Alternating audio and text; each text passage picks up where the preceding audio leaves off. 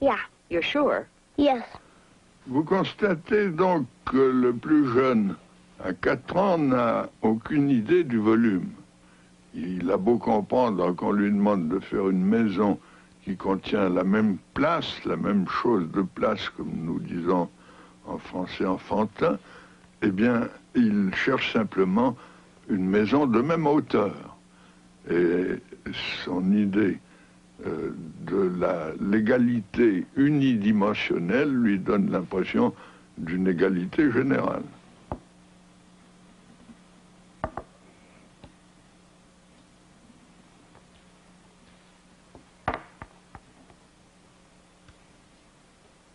Uh-huh.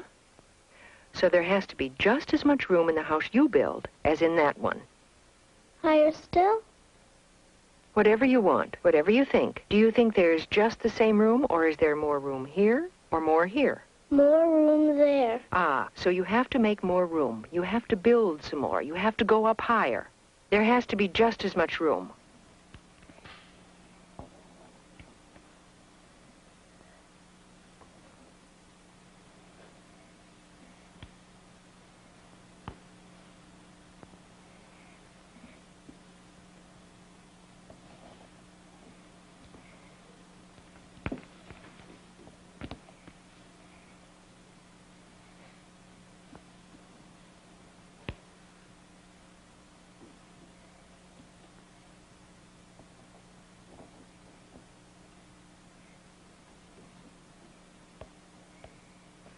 Do you think that there's just as much room there and there, or not? No, because there it's thinner. Aha, very good. So what would you have to do to have just as much room? Make it bigger. Then make it bigger. On this side? Hey, can you build in water? No. So, how can you make your house bigger? I don't know.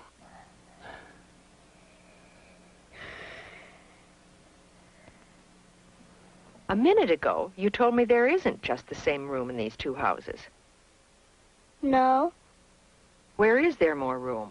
Here. Okay, so you have to make more room in the other house. Yeah. So how can you do it? I'll give you some blocks and you build some more.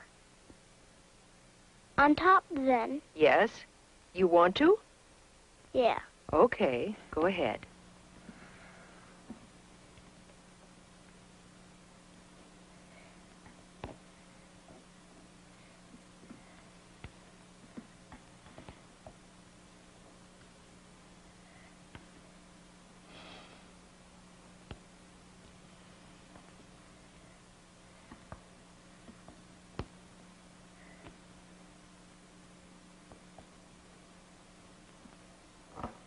So, you think that's okay now?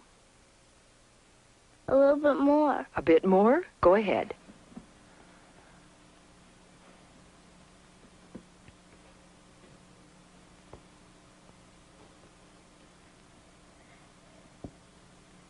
You want me to help you? I'm not very good at it, but there. You want to put some more, or do you think that's enough? That's enough. That's enough? There's just as much room now in the two houses? Yes. How do you know that? Can you tell me how you know? No. But you're sure that there's just as much room, or not absolutely sure? Not absolutely. Not absolutely sure. Why do you think that there's just as much room? What makes you think that? Because it's high enough. La petite Irène, qui a 5 ans et dont vous venez d'entendre les réponses, hésite au contraire beaucoup, ce qui est probablement l'indice qu'elle change de stade. Elle dépasse la hauteur du modèle. Elle comprend que le même volume, c'est pas la même hauteur, mais elle n'a aucune certitude, elle dépasse cette hauteur simplement par des compensations qualitatives sans le moindre essai de mesure.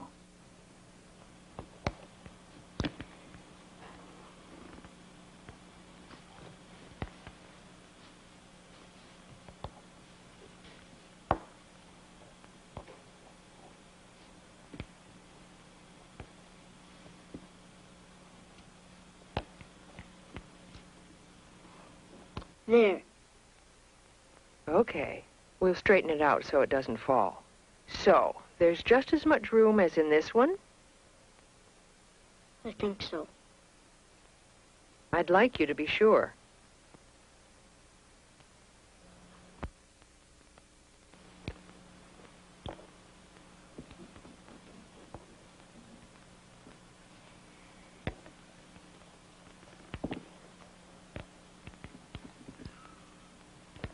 What are you doing there?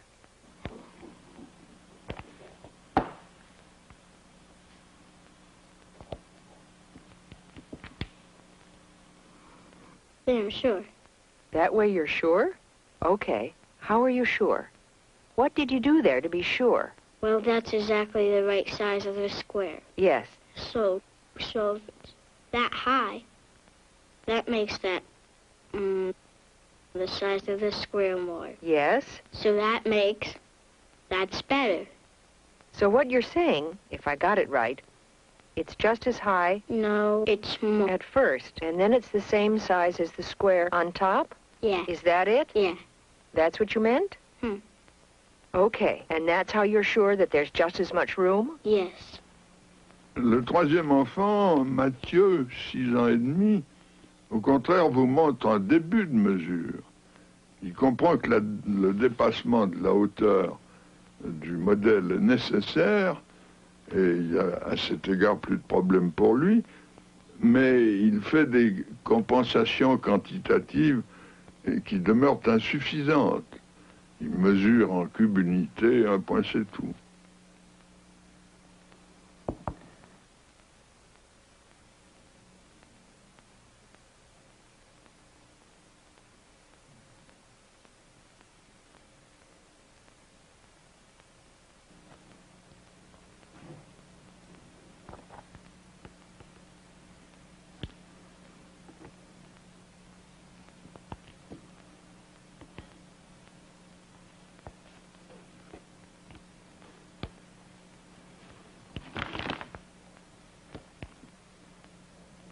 There. There's just as much room in the two houses? I'd say so. You'd say so. Okay. How can you tell? Well, there are 3 lines. And then I looked at the lines. Where are there 3 lines? Explain it to me. There. 1, 2, 3. Okay, those big lines there. And then there are 3 of them? I can put them. Yes, show it on this side, maybe.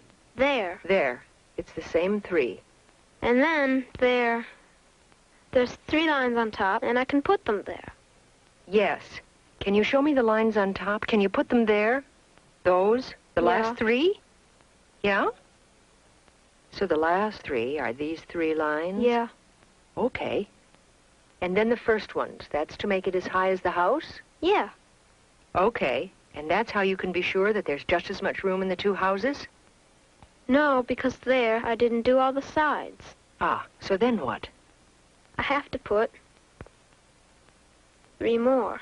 3 more.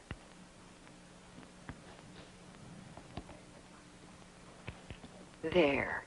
What do they represent, those 3 more? Can you show me on that one what they represent? That one. That side. Yeah. And then I put 3 more. Yes.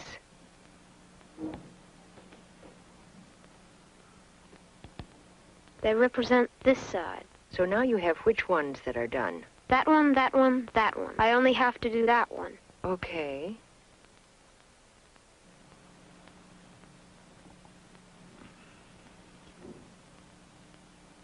Okay. That's that side? Yes. Le petit Didier, que vous venez de voir, qui a 10 ans, contrairement au précédent, se livre à des mesures. Il décompose le volume en surface.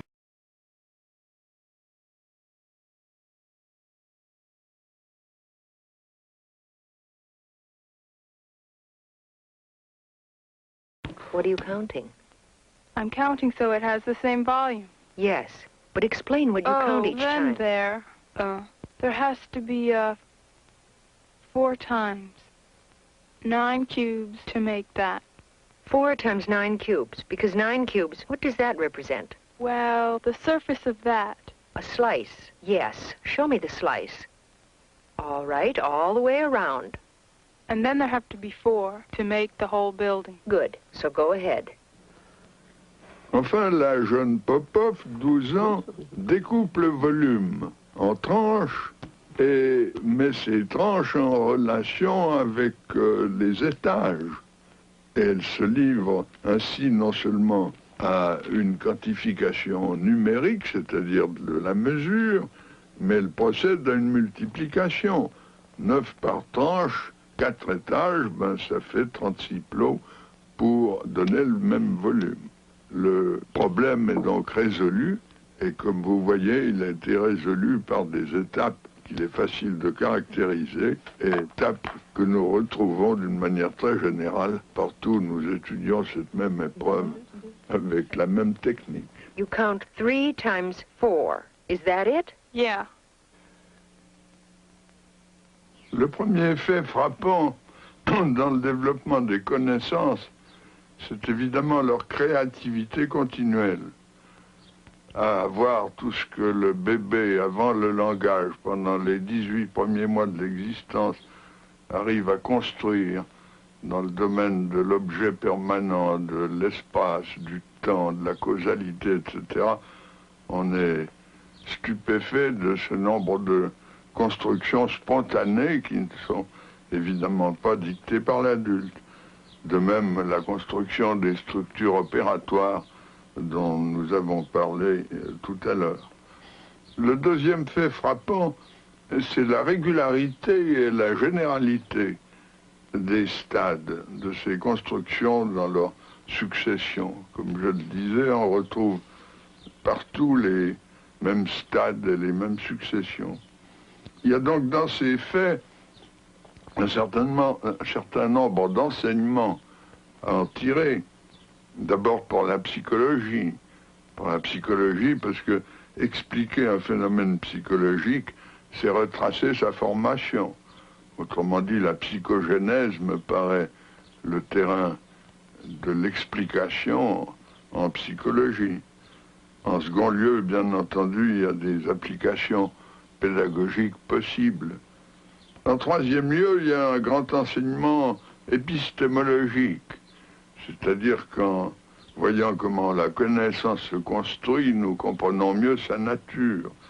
Et nous sommes en train, avec mon collègue Garcia, qui est un grand physicien, de chercher, d'écrire un volume ensemble et de chercher les mécanismes communs entre la construction des connaissances élémentaires chez l'enfant et la construction des connaissances en général dans l'histoire des sciences.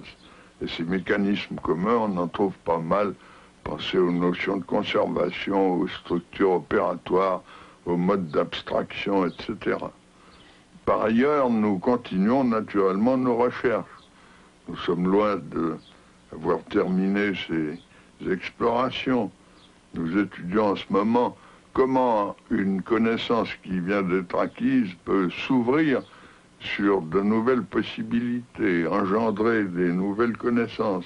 Et nous étudions par ailleurs comment ces nouvelles connaissances finissent par devenir nécessaires, c'est-à-dire comment s'élabore la nécessité logique et logico-mathématique.